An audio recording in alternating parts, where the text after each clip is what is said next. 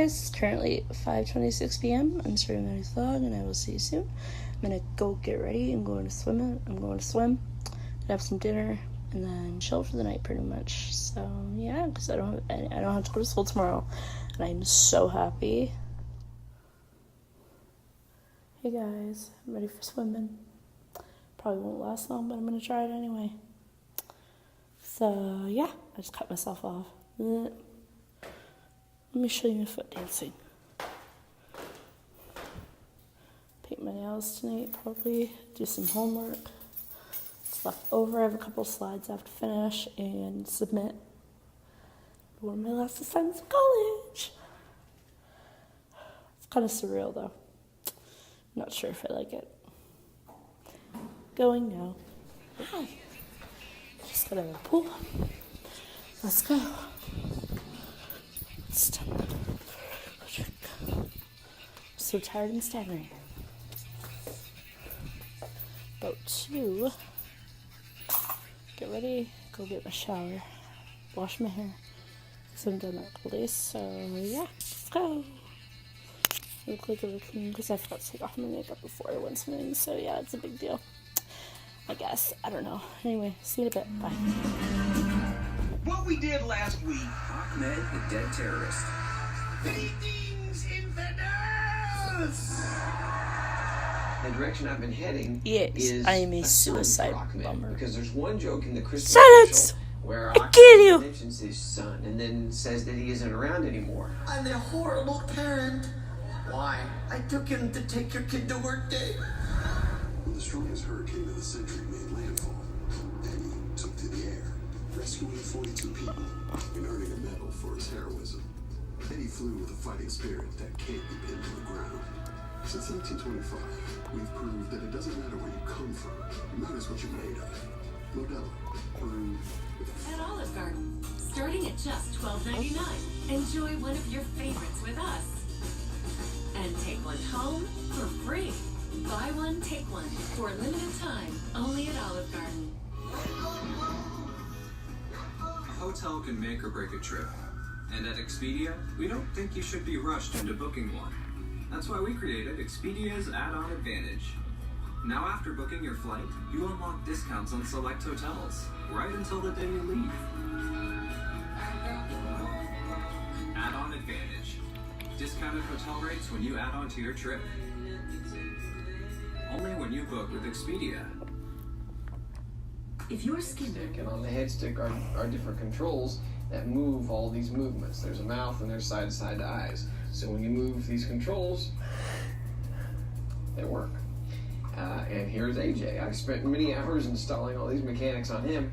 There's side-to-side eyes, there's the eyebrows, and there's the mouth.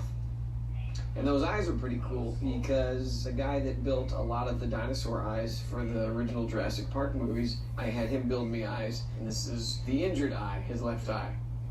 So to control the mechanics in the head, you have to go to the controls on the control stick.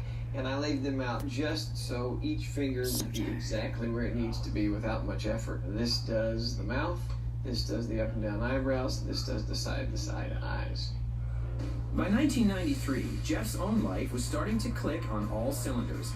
He had gotten married and was beginning to start a family, and his career was taking off.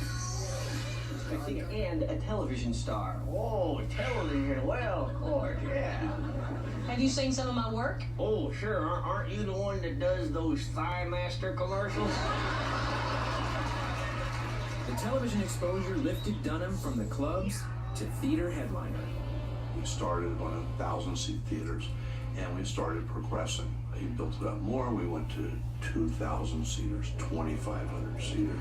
I think every ventriloquist on the planet was like, oh my God, he's doing theaters. He's doing big, huge theaters. That doesn't happen very often. Man, I'm at the top of my game. This can't get any better. This is fantastic. So I rode that wave as long as I possibly could. But the ride wouldn't last. By the mid-90s, Dunham's audience began to shrink. Then the numbers started to drop and drop and drop and drop. Always there. Have I peaked? With the birth of daughters Ashlyn in 1995 and Kenna in 1997, joining older sister Bree, The pressure mounted to keep the cash flowing, which meant more time on the road. Two more kids came along, and the house got bigger, and the cars got more expensive, and the schools got expensive. I had spent ourselves into a corner and maxed ourselves out. Everybody thinks their career's going to keep going. This isn't going to last forever. Trust me. The road was lonely and unforgiving, but when Dunham returned home, he was 100% dad. That's what girls do sometimes. Oh. When I was home, I was home. I would always make that a priority. I would always make sure I was dad.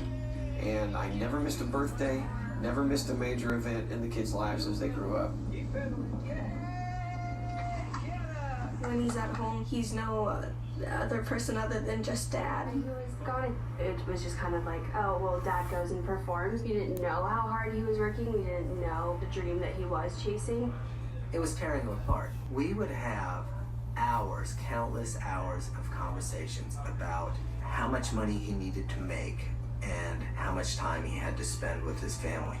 But unfortunately, the demands of the financial obligations forced him to be on the road 2.5, 3 weeks a month. After Dunham moved back to clubs, performing more than 200 gigs a year, he found a way to retain a connection with his fan base. Well, Walter, some of the folks filled out these questions. You want to answer some? Yeah, I don't give a damn. People would write on these forms whatever question they had for Walter. Dear Walter, after so many years of marriage, how do you and your wife keep things fresh in the bedroom? Febreze. But then I got the bright idea, well, wait a minute, they're filling out these forms.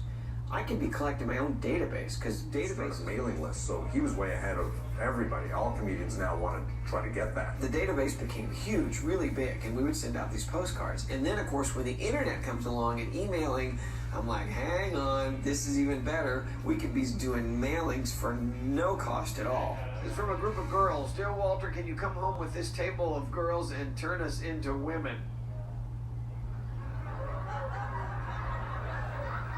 You want me to teach you to...